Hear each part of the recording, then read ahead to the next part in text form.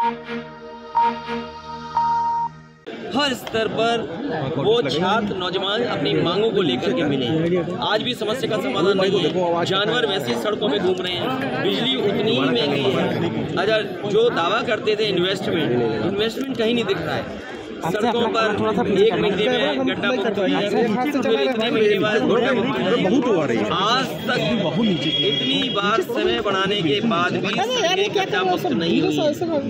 सड़कों पर वैसे ही गड्ढे हैं। और जो ग्रामीण अंचल में हमारे किसानों को जो लाभ मिल जाना चाहिए, गन्ने की रेट नहीं बढ़ाई इन्होंने, धान नहीं खरीदा, अभी तक कोई इंतजाम नहीं किया, और जानवर से आज भी लोगों की किसानों की जान जा रही है। तो इस सरकार के सामने कोई रास्ता नहीं है। सरकार इसीलिए इतना छोटा सत्र बुलाई है।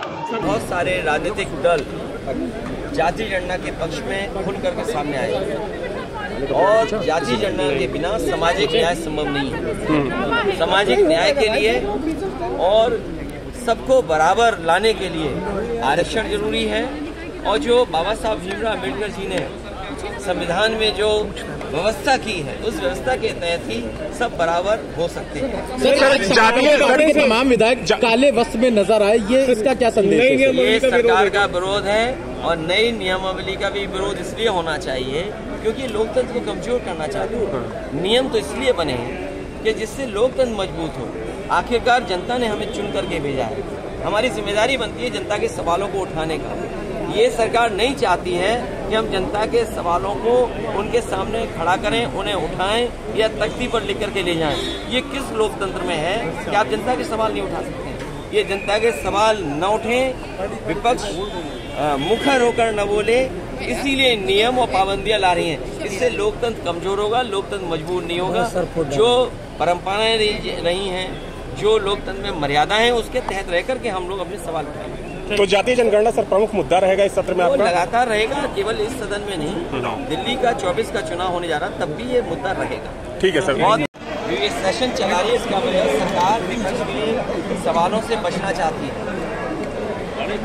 विपक्ष के सभी सवालों का जवाब सरकार दे, इसी से लोकतंत्र मजबूत होगा। इसी से जनता की जो तमाम समस्याएं हैं उनके बारे में जनता को आखिरकार सरकार क्या कर रही है सुनने को मिलेगी। ये जनता के सवालों से सरकार भागना चाहती है, इसीलिए इस सत्र का समय बहुत कम रखा गया है। जिस सरकार ने पहले भी खर्च पैसा न किया हो, जो सुविधाएं देनी चाहिए सरकार को, चिकित्सा शिक्षा चिकित्सा पूरी तरीके से बर्बाद है। जिला अस्पतालों में इलाज नहीं है, बड़े दावे देते थे मेडिकल कॉलेजेस में, वहाँ इलाज नहीं मिल पा रहा है। पढ़ाई बर्बाद हो गई है, प्राइमरी स्कूल में कोई एडमिशन लेने नहीं आ रहा है। इंटर कॉलेजेस की दुर्दशा है, वहाँ कौन सी पढ़ाई कराने जा रही है सरकार?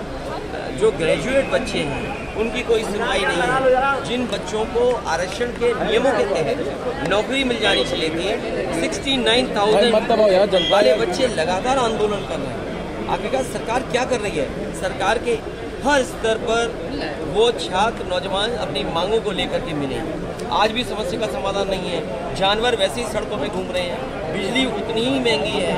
अगर जो दावा करते थे इन्वेस्टमेंट कहीं नहीं दिख रहा है। सड़कों पर एक महीने में गड्ढा मुक्त हो जाएंगी, फिर इतने महीने बाद गड्ढा मुक्त हो जाएंगी। आज तक इतनी बार समय बढ़ाने के बाद भी सड़कें गड्ढा मुक्त नहीं हुई हैं। सड़कों पर वैसे ही गड्ढे हैं, और जो ग्रामीण अंचल में हमारे किसानों को जो लाभ मिल जाना चाहिए, गन्ने की रेट नहीं बढ़ाई इन्होंने, धान नहीं खरीदा, अभी तक कोई इंतजाम नहीं किया, और जानवर से आज भी लोगों की किसानों की जान जा रही है। तो इस सरकार के सामने कोई रास्ता नहीं है। सरकार इसीलिए इतना छोटा सत्र बुलाई है। सर कल आप तमिलनाडु गए थे, उस व्यवस्था के तहत ही सब बराबर हो सकते हैं। तमाम विधायक काले वस्त्र में नजर आए, ये इसका क्या संदेश है? ये सरकार का विरोध है, और नई नियमावली का भी विरोध इसलिए होना चाहिए क्योंकि लोकतंत्र को कमजोर करना चाहिए। नियम तो इसलिए बने हैं कि जिससे लोकतंत्र मजबूत हो। आखिरकार जनता ने हमें चुन करके भेजा है, हमारी जिम्मेदारी बनती है जनता के सवालों को उठाने का। ये सरकार नहीं चाहती है कि हम जनता के सवालों को उनके सामने खड़ा करें, उन्हें उठाएं या तख्ती पर लिख करके ले जाएं।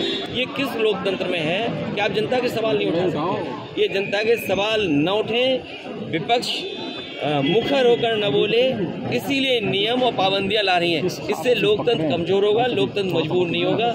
जो परंपराएं रही हैं, जो लोकतंत्र में मर्यादा है, उसके तहत रह करके हम लोग अपने सवाल उठाएंगे।